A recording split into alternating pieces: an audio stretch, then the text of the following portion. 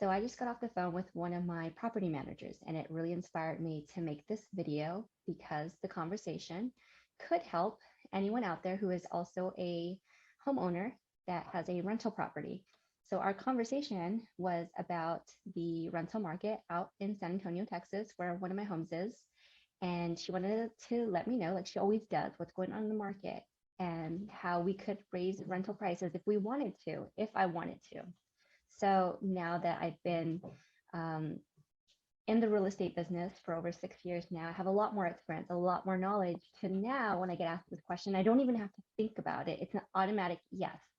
And that's what I want to talk about and why, because this might help other homeowners in the future.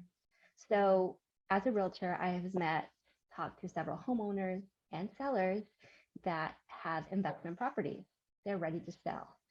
And sometimes it could just because they want to sell, it could be because they have to sell, they need to sell. Maybe there has been a life-changing event. They need to cover medical expenses for themselves or for a family member.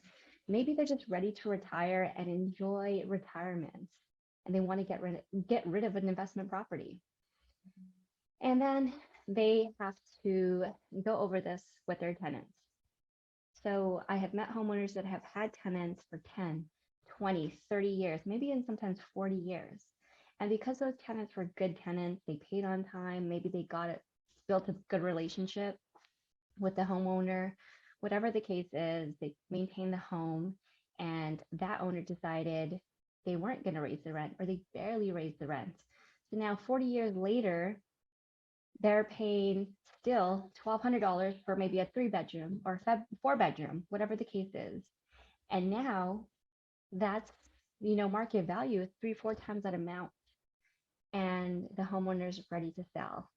And now it's an issue because the tenant doesn't want to leave because they're used to this incredibly low rent. They don't know where they're going to go.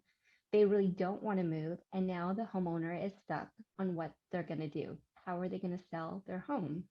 So my best advice to all homeowners is stay current with the market, know what's going on, and stay as close as possible to market value as you can.